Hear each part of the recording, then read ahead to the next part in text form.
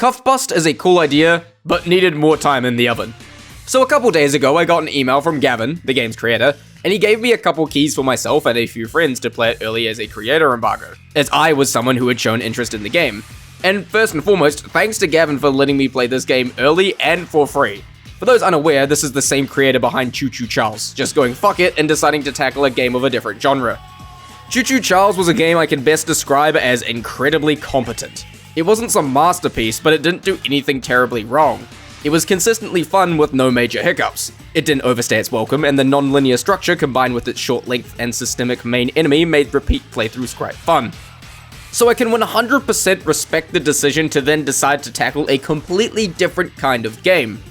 But with that being said, this game was not ready to be released. But I will start with the good.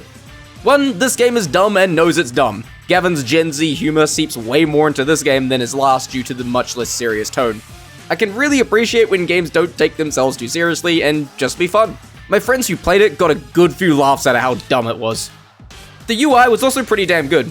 No notes, it just worked. This especially applied to the level editor, which is honestly such a cool feature to have, and it was very easy to learn. Me and my friends while playing also didn't experience any noticeable performance issues, but there were some glitches. I can also appreciate the game sometimes blocking off paths to force you to find a different method of escape. I like that. I like when games make you adapt and think differently. Although, it could be a lot better. The whole concept of the game is cool. A cops versus robbers prison escape thing with chaotic proximity chat lobbies. But, it kinda undelivers on that premise.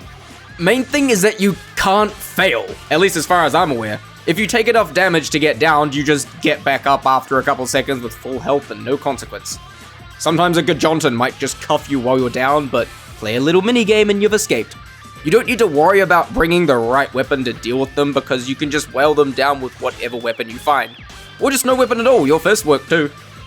You can't lose, so you're guaranteed to win, and the game's only proper map throws 3 of these guys at you right at the start, so it makes it pretty clear how much of a non-threat they are to you. Like, dude, I am escaping a prison. I should feel a sense of paranoia that I'm being hunted by guards that want to detain me, even if I'm seemingly alone. Instead, once you beat up all the good Johntons in an area, you're free to do whatever, and if more show up, you beat them too. I like when enemies in games hold me accountable and the good Johntons just do not. And you know what game did a really good job of having an enemy that made you feel unsafe while you were exploring and holding you accountable as it could show up at any moment? That's right, Choo Choo Charles. Charles worked so well as an enemy because besides the very start and end of the game, he was never scripted to attack you. It always happened dynamically with no way to truly predict when he'd show up next. You could only guess. Your plans of how you were going to tackle objectives and explore would get thrown off instantly the moment you realized he was coming, and would make you have to think on your feet depending on where you were at any given time. Hide and hope he leaves? Get spotted and hide somewhere he can't reach like a building or cave and wait for him to hopefully lose interest? Fight him off with the train to guarantee he leaves you alone for a few minutes? Or if he catches you out in the open, pray. And I'm not saying to just stuff some version of Charles and Cuffbust, but there needs to be enemies that hold the player accountable and can actually defeat them.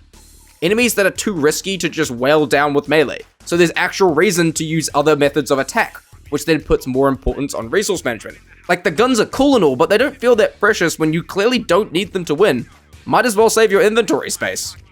Stuff like this is why I find enemy design in-game so damn important, because without interesting obstacles to the player, there's not much use for the tools you give them. There's also other flaws like the music not really fitting, there only being one real map right now, guns not having great feedback, but the lack of a game over is the main one.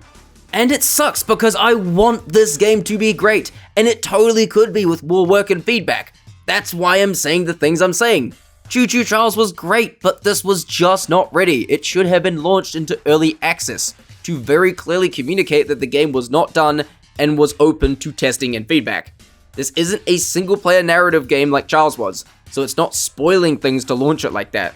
Of course, what's done is done. As it stands, the game is a good concept, but very lacking in the execution. I may have got this game early and for free, but I'm not holding back these criticisms. And Gavin, if you're watching this, if you're interested in taking feedback and having people help test new features or improvements to Cuffbust, you have my email. Contact me and I'd be totally willing to help. I've made a bunch of minigames for Minecraft Realms and learnt a lot of things in that time about making engaging multiplayer games. I want this game to live up to its concept and be well liked because I see the potential here. I seriously do appreciate you giving me keys to this game ahead of release, but I'm staying honest here. You have a good idea for a game, but it needs work. Hit me up if you're willing to discuss it further. I want to help you. This game is still decently fun in places, so I'm not against people buying it if they want. It's definitely not trying to rip people off, and I think Gavin didn't fully realize the kind of feedback structure he needed for this game, given how much it differed from his last one. But I hope in future I can more strongly recommend it. Thanks for watching, and also please subscribe to my main channel. I don't want an influx of people just subbing to this one again.